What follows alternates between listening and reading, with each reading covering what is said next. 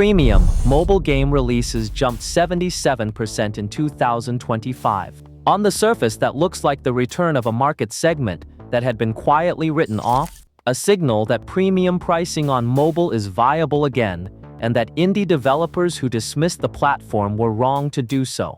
The 77% is a real number. What it is measuring and what it is not measuring is the conversation that matters. More releases is not the same as more revenue distributed across more developers.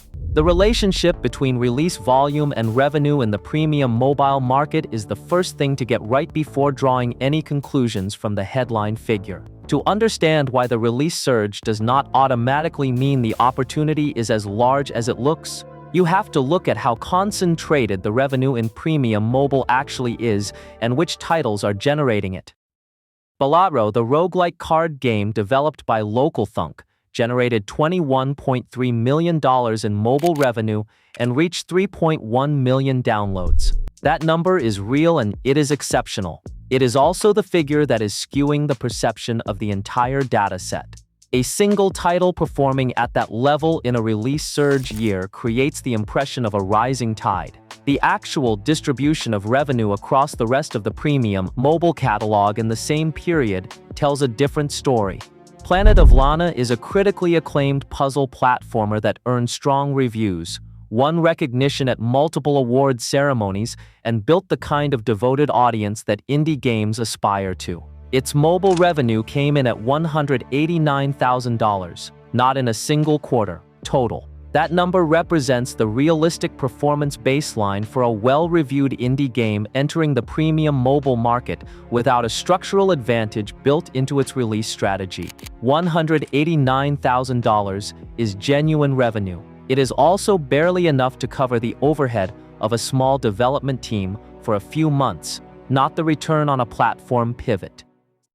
Slay the Spire offers a more instructive comparison because it removes the variable of a game being too new or too niche. Slay the Spire by Mega Crit is one of the most successful indie games released in the last decade, a deck-building roguelike with an enormous and devoted global following built over years of active development and community engagement.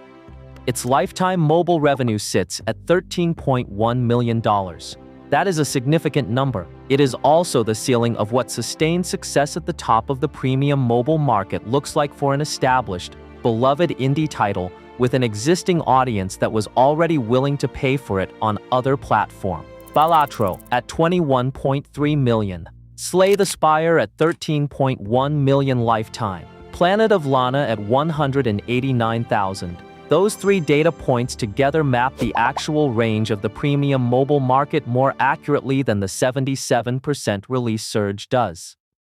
This brings us to the underlying market structure that most coverage of the premium mobile resurgence completely glosses over. Free-to-play games account for 96% of mobile gaming revenue. The entire premium mobile market, every game with a fixed price and no in-app purchase paywall, is competing for the remaining 4%. The 77% surge in premium releases is a surge in the number of developers entering that 4% window, not a change in the size of the window itself. More developers competing for the same revenue pool does not expand the pool, it tightens it. This is why the games that are genuinely succeeding in premium mobile are not succeeding through App Store search traffic or organic discovery. They are succeeding because of structural arrangements that most discussions about mobile success do not include in the headline.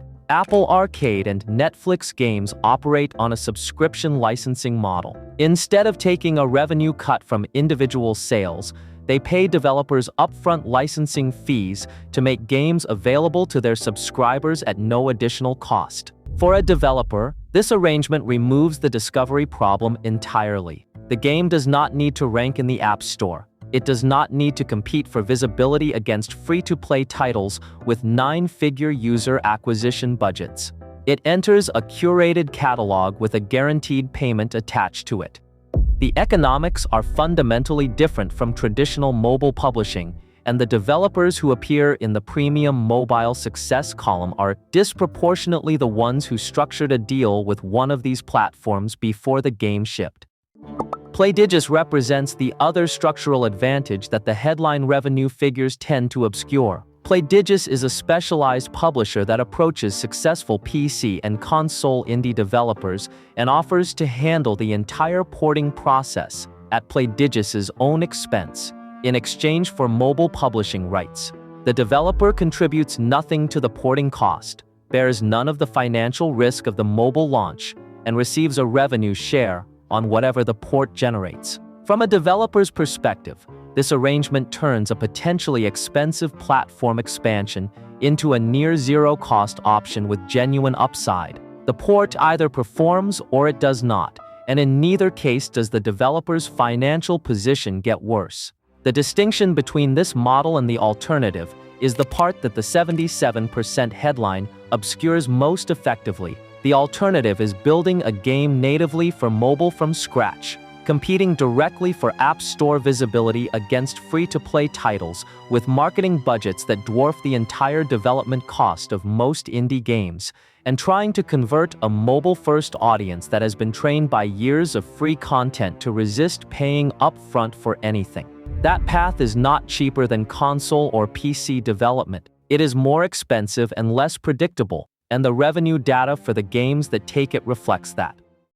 The 77% increase in premium mobile releases is not a signal that the mobile market has changed. It is a signal that more developers are attempting to enter a market whose structure has not changed. The games that are generating meaningful revenue in that market are almost uniformly the ones that entered with a Playdigis deal, an Apple Arcade contract, a Netflix games arrangement, or an existing audience so large and devoted that it converted across platforms on its own, the way Slay the Spires did over years of sustained presence. For a developer with an existing successful PC or console game, mobile through a specialized publisher or subscription platform is a real opportunity with manageable risk. For a developer considering building a new game natively for mobile because the 77% headline looks like the market is opening up, the Planet of Lana number is the more instructive data point. $189,000 is what the realistic premium mobile ceiling looks like for a game that did everything right and reached the wrong market in the wrong format without the right structure underneath it. The 77% surge is real. The question is whether it is the headline you build a business around, or the one you read carefully before deciding where to build.